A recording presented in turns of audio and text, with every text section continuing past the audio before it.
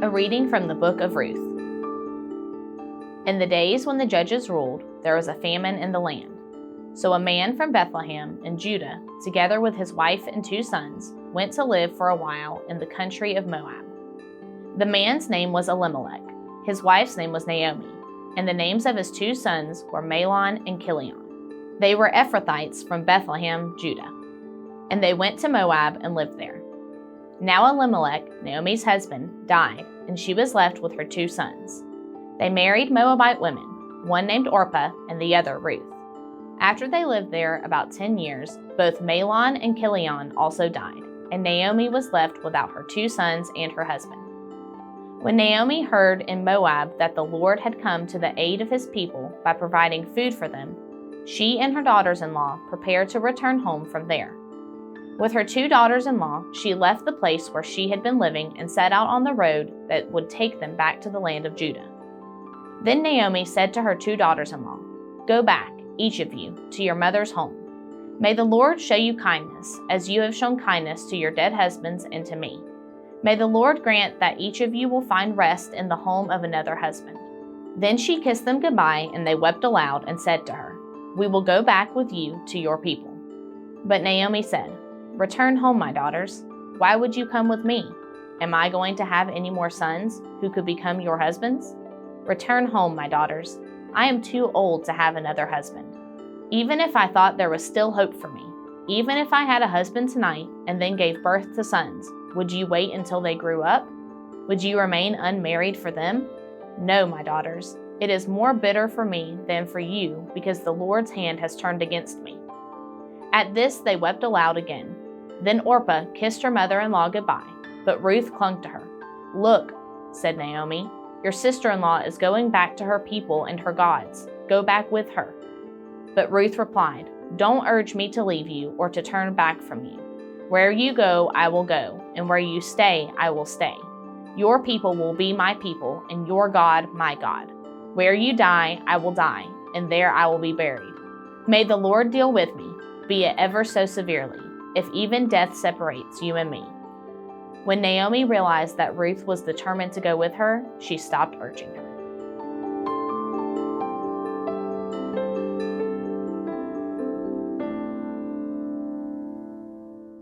Morning, everybody.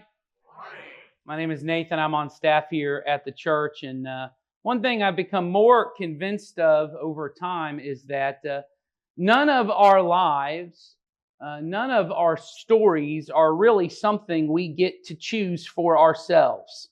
Now, we have a kind of American idea, kind of a myth in most of us, of this idea of self-made people, that we can be self-made men and women, that we can kind of, no matter what circumstance you're born into, no matter what difficulty you face in life, no matter what kind of happens to you, well, you just put a little bit of effort in, you put a little bit of good old American grit and know-how into the mix, and you can pull yourself up by your bootstraps into the life that you would have chosen for yourself. And then what happens is for many of us, something happens in life and our story gets off track. And sometimes we can't get it back on track. And when that happens, well, we feel like if a situation can't be fixed, we don't know what to do, because maybe we're left with a story that's a little less than it could have been, a little bit broken. Which is why I love the Disney animated film Lilo and Stitch. I don't know if everybody's seen Lilo and Stitch. There's a live action one that's come out and is tearing up the box office. And the original animated one's very dear to me and to my family and to all of that stuff. And I enjoyed the new one, even teared up a little bit at it, but it is nowhere close to as good as the original. If you haven't seen it, I'll kind of give you a brief rundown. Basically, it's about 2 sisters who end up in a story they would have never chosen for themselves. They've tragically lost their parents, as apparently you have to do in a Disney movie. And so they've lost their parents at this point, and the older sister is taking care of the younger sister, and they are struggling to hold it together. In fact, CPS is involved. There's a whole thing. She's losing a job. She's trying to get the whole thing taken care of. And in the middle of that, a chaotic space alien named Stitch, bent on destruction, disguises himself as a dog and moves into their house. So you're drowning and then someone throws you a chaotic alien dog to handle. So the movie is about them fighting to stay together against all odds, against these government agencies that are involved, against these space aliens that are trying to get involved, against their own expectations of what they thought their life should be. And in the end, they kind of realize, well, this is just going to be what our family is. And it's broken, and it's little, but as Stitch would say, it's still good. It's just broken, and it's just little. It's this recognition of life is not always going to be easy. It is not always going to be how we pictured it to be, but life is still a gift, even in the midst of a broken story. And the new movie changes the ending a little because it presupposes, what if that's a stupid idea and you're stupid for liking it? No, I'm just kidding. But the idea behind it is there's this idea in changing this idea around is that maybe there should be a movie where everyone gets a happy ending, as if that wasn't a happy ending. Because the American idea of what a happy ending is, everyone kind of gets the story they would have chosen before the parents pass away. Everyone kind of gets the life they would have chosen before the mess happened. It's the idea that true happiness is found in getting the story that you would have always chosen for your life. And so if you end up in a life that's not the way you imagined it, well, you can't really be happy. The story can't really get going until your life circumstances get back on track. And I want to make clear, there are deeply troubling circumstances that we all run into in this life. There are deeply painful circumstances and experiences that we go through. And those should be things that we weep over. And those should be things that we work to address when possible. And in fact, maybe if you're new to church, what brought you to church, or maybe a long time ago, what brought you back to church for the first time, was that life was not going the way you planned it. That your story was not going the way you thought it would go. And what I don't want you to hear me say is, those things don't matter. It's not a big deal. Why aren't you just moving on? In fact, I'm trying to say the opposite. What I'm saying is that life is hard and messy. And sometimes all of us end up living in a story that you would not have chosen for yourself. I mean, you lose someone you love. You're in a marriage that's more difficult than you thought it would be. You get a diagnosis that terrifies you. Your family feels like it's falling apart. Some of us were born into stories that none of us would choose. Trauma or abuse or neglect. Those are genuine tragedies that should be wept over. Things that we should feel deep sorrow over. Things that we should get help to address. I also believe, though, if any of those are part of your story is not somehow less than now. Unless you figure out how to get your life back on track to the story you would have always chosen had those things not happened. You are not doomed to a life that somehow cannot be as good or pleasing as someone else who does not have that kind of story, because, and this is what we've been saying all year, I believe God meets you in the particulars of the story you're living, not the story you wish you had. God meets you in the reality of the messy, broken life you have, not the story that you thought it should have been this way. It should have gone this way. All year long, we've been looking at how God chooses to work in the way that if we could make God work in the world, it'd be a lot faster. God works in ways that are pretty small and pretty slow over time. I mean, when we see suffering or evil in this world, when we face suffering or evil in this world, we think, if God loved us, wouldn't He just snap His fingers and it'd all go away? That's the way we think it works. But the way that God, at least from the Scriptures, seems to choose to work in this world is that He chooses to work small and simple and slowly through ordinary people. He partners with people in a messy world. He starts with a guy named Abraham, and we already talked about it. Abraham was a messy dude. His life was messy and broken, but he invites Abraham into this life of blessing where he says, I will bless those who bless you. Those who curse you, I'm going to curse. I'm partnering. I'm tying my name to you. And eventually all peoples on earth are going to get blessed through you. But that goal of all peoples on earth being blessed through you took a really long time. I mean, Abraham was promised a nation. He got 2 sons in his lifetime. And then it took hundreds of years before they become a nation. And then God comes and makes a new covenant with those people. And he says, hey, I'm going to use you. You're going to be my representatives in the world. You're going to be, if you remember that word, my segala. You're going to be my treasured possession. It's going to be as if you have Yahweh's name tattooed on your forehead. And that when the nations see you, they're going to see me. They're going to want to be drawn into life with me. But it took thousands of years beyond that point before any of that got actually fulfilled because, well, God is wanting to bless Israel, but not only for Israel's sake, for the sake of the world. But again and again, Israel keeps rejecting this call. They keep rejecting God. They keep turning from God to worshiping other gods. And eventually God goes, I'm going to have to come in flesh and blood and do it myself.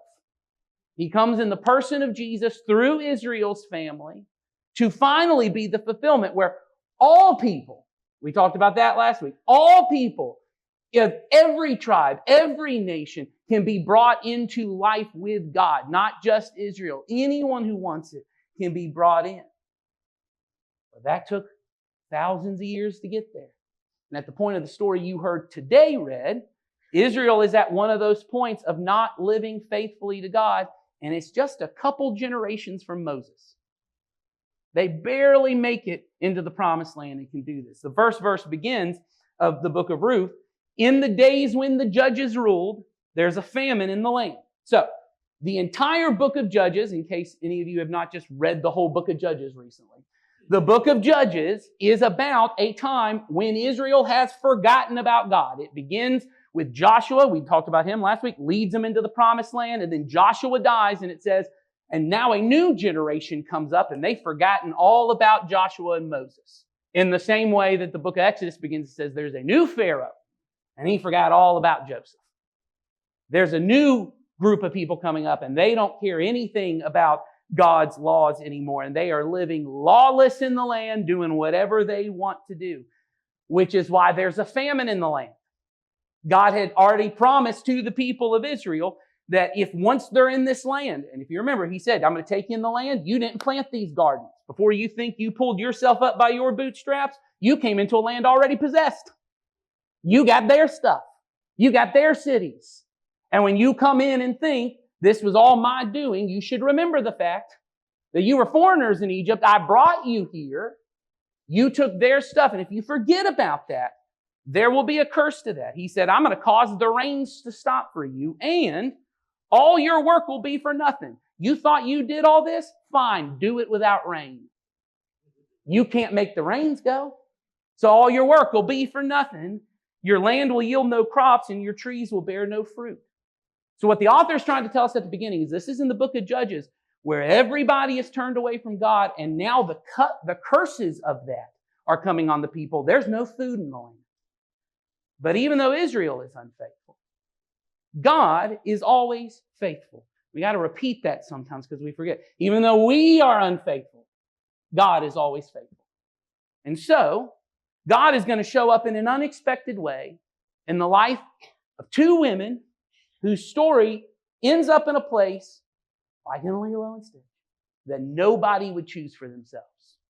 But God meets her and meets them in the particulars of that story.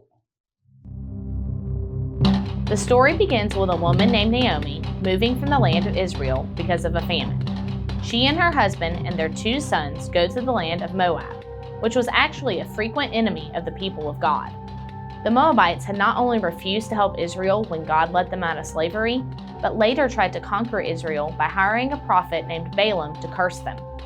Now, God kept Balaam from doing this, but because of Moab's attempt, God commanded Israel, "No Ammonite or Moabite or any of their descendants may enter the assembly of the Lord, not even in the 10th generation." This feels shocking to many of us because it seems like God is saying, here's an entire nation I refuse to forgive or bless. But remember the bigger story unfolding in the scriptures. God's desire is to bless the whole world by choosing to bless one particular nation. So just as shocking as it is for us to hear that God rejected the Moabites, it was even more shocking for ancient Israelites to see Naomi and her family move to Moab. And more than that, her sons marry Moabite women. This is scandalous. God had already told the Israelites not to marry foreign wives, and these men married Moabites. Aren't they completely cut off from God's blessing now? This is probably not what Naomi pictured for her family's future, but it gets worse.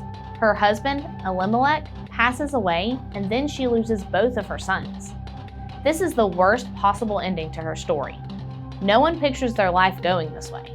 She's in enemy territory, without any family, and she's in deep grief. How can the story ever go the way that she hopes? When Naomi heard in Moab that the Lord had come to the aid of his people by providing food for them, she and her daughters-in-law prepared to return home. It was common then that when a woman married, she would leave her family and live with her husband's family. So after all their husbands die, these two daughters-in-law are still living with Naomi. Now, Naomi is preparing to return to her homeland. But she realizes she's not the only one whose life hasn't gone as planned.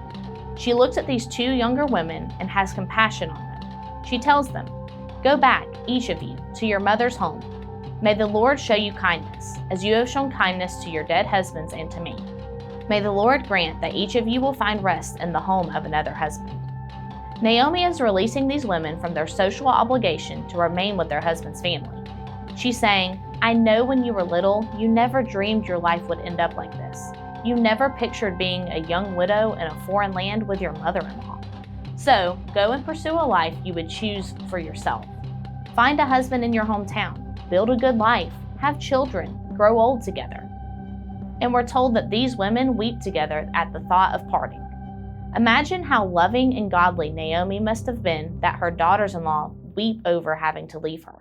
One of them chooses to go home, but the other, named Ruth, clings to her. Ruth says, "Don't urge me to leave you or to turn back from you. Where you go, I will go. Where you stay, I will stay. Your people will be my people, and your God my God. Where you die, I will die, and there I will be buried. May the Lord deal with me, be it ever so severely, if even death separates you and me." Notice this language. It's covenant language. The same kind of language that God used when he rescued Israel from slavery. "I will take you as my own people, and I will be your God. Then you will know that I am the Lord your God." And now this covenant language is coming from a Moabite woman. Ruth is showing Naomi the kind of loving kindness that God showed to Israel when they were in distress in Egypt. God shows up in surprising ways. Not only that, she says, "Where you go, I will go. Where you stay, I will stay." This reminds us of Israel's time in the wilderness, when they were led by the Spirit of God. Whenever the Spirit moved, they moved. When the Spirit stayed, they stayed. The author is saying, at a time when Israel is no longer following God in the way they did, a Moabite woman will faithfully follow Naomi. And not only Naomi, she will follow Naomi's God. Ruth, this Moabite outcast, is stepping into the covenant of Israel.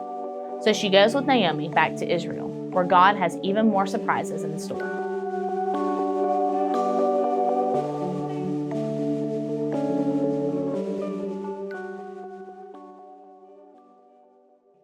So Naomi and Ruth return to Israel with the kind of story no one wants to have. They're helpless, they're widows, which in that day was the same as being helpless. And God is doing something to meet them in this story that they would have never chosen for themselves. And He's going to do so by partnering with this godly man. Naomi's husband has a relative named Boaz who is wealthy at the time. We know that because he owns land and he's got employees on the land. And then we're told Ruth the Moabite said to Naomi, Let me go to the fields and pick up the leftover grain behind anyone in whose eyes I find favor.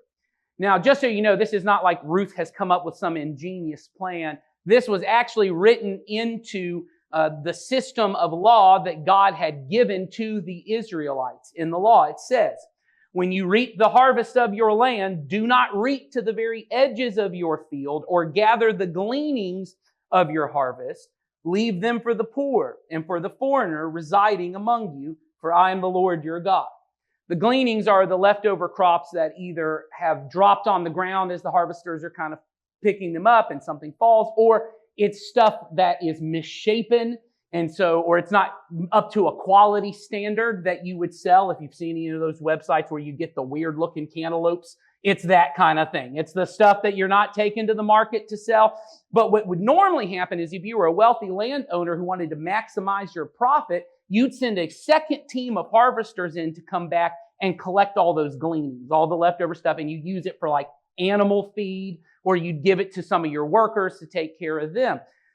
This was a way to maximize profits, which the idea of maximizing profits has not changed in our time. I actually, right out of high school, I went and got a business degree at the University of West Georgia. And so I went west, and I went and got my degree there. And in that school, I had a finance professor, which, if any of you are business majors, you know this. All finance professors are nuts.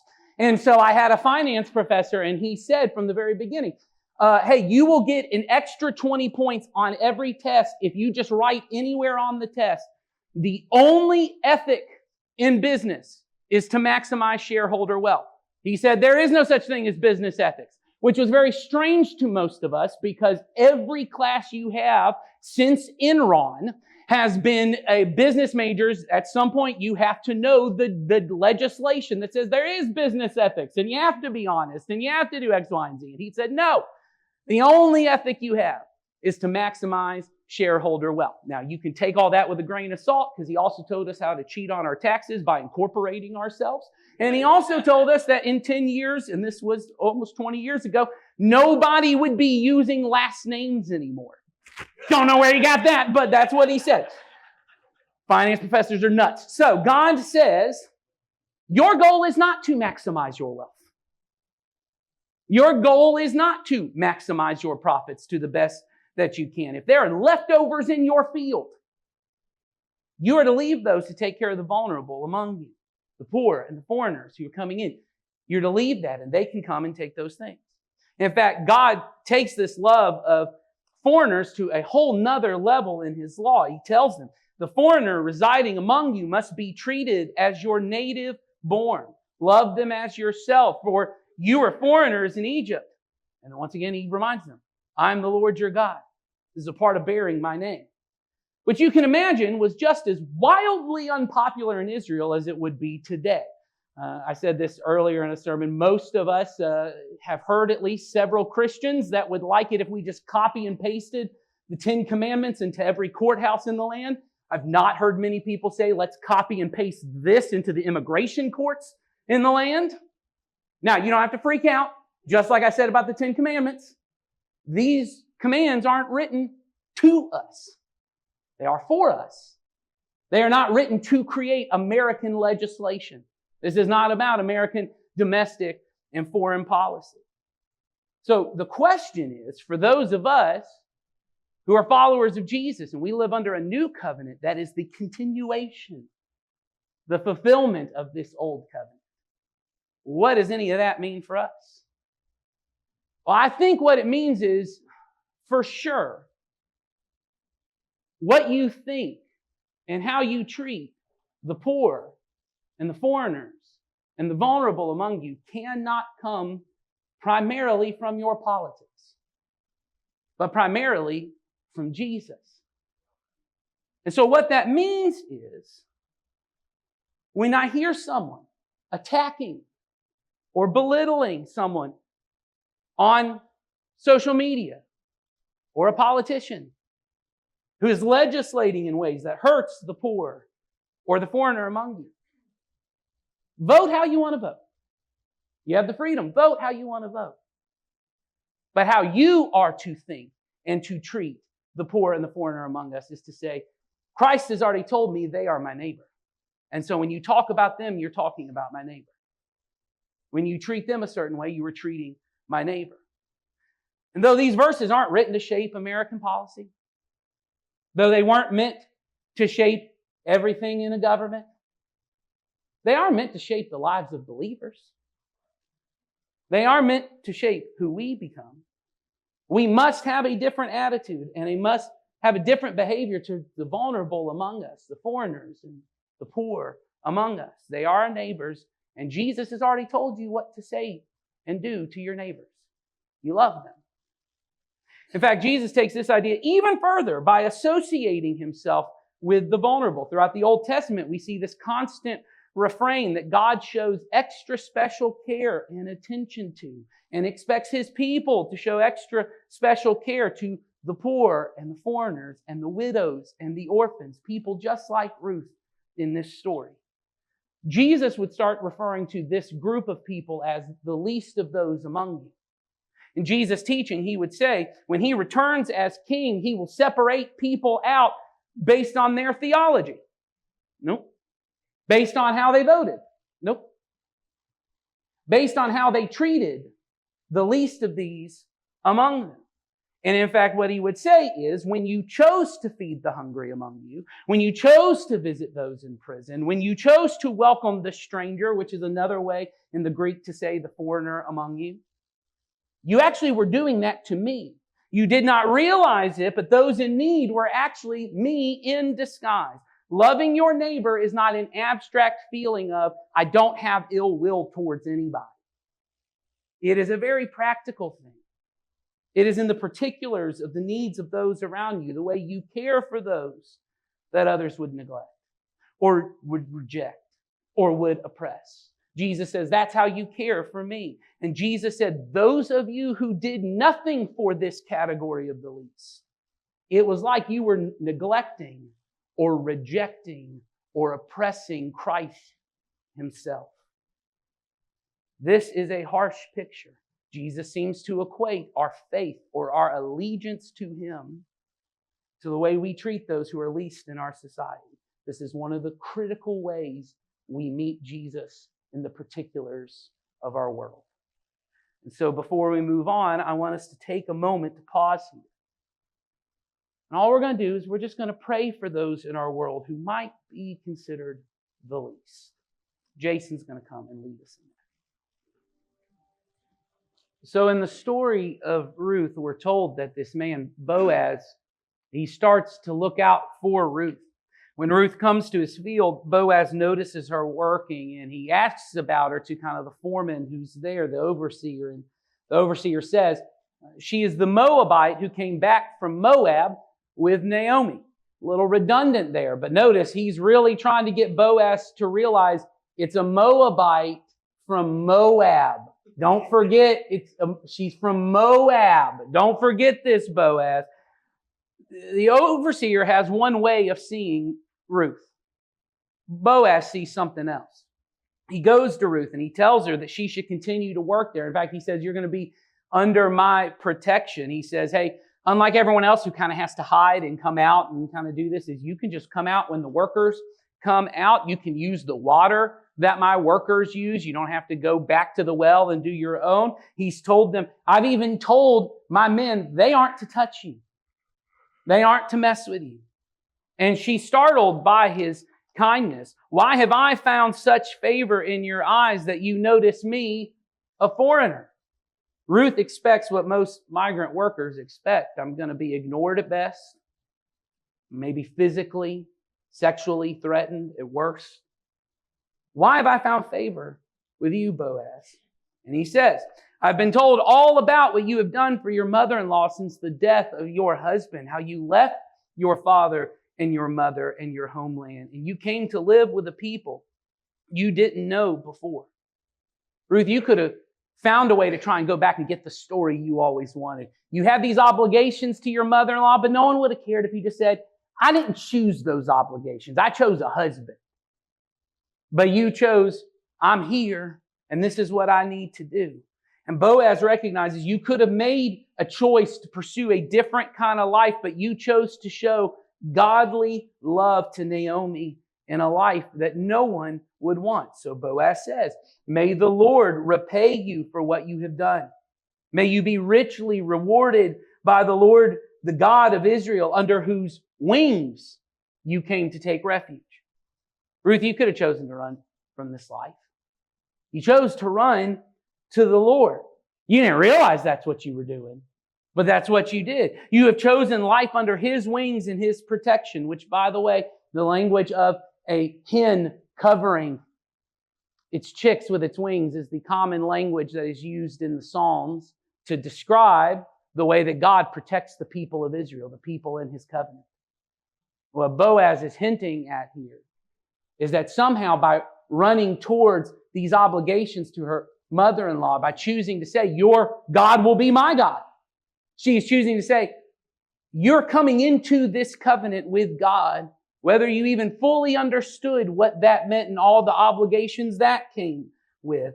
And he's saying, your decision to be faithful to Naomi has brought about God's protection of you. And if God's protecting you, I'm just joining in with Him in doing the same thing. This is how I'm bearing the name of Yahweh. If He's actively protecting you, that's what I'm going to do. I wonder if Boaz's heart was shaped in compassion based on his own mother. Last week we saw that Boaz is mentioned in the family line of Jesus, and that's because his mother was Rahab. And Rahab was a foreigner in Israel. And Boaz, I'm confident he saw the looks people gave her. I'm confident he heard the whispers that were said and the hardship that she had. And I just wonder, did that lead to compassion? Does that lead to mercy?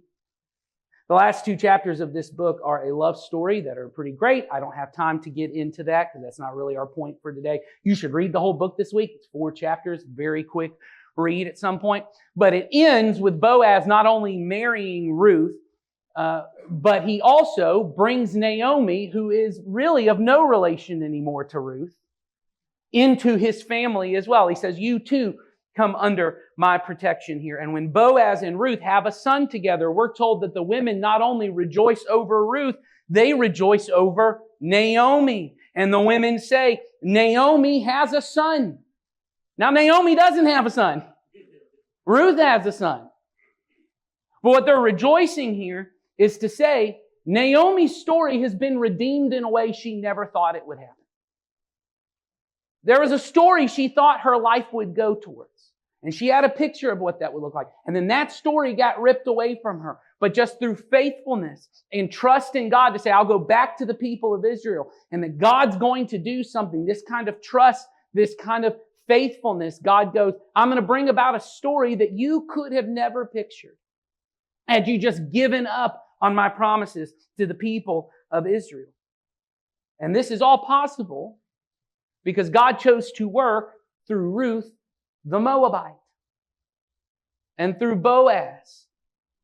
That they chose to pursue God in the midst of the particulars of a life that they would have never chosen for themselves. And God met Ruth, and God met Naomi, and God met Boaz in the middle of that. And not only to write a different ending to her story, but He wrote her into His big story because Ruth's son, we're told, was named Obed.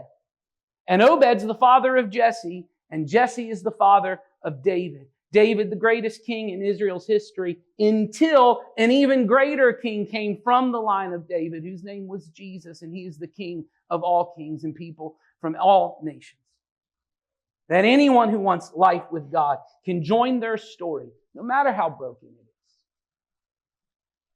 no matter how messy it is, no matter how different from the story you thought you were going to get it is. You can join your life to the story that He is telling in this world.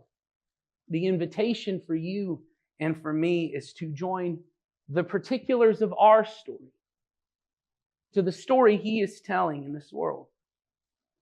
And I don't know what particular ways your story might not be what you would have chosen for yourself. And maybe you're wondering,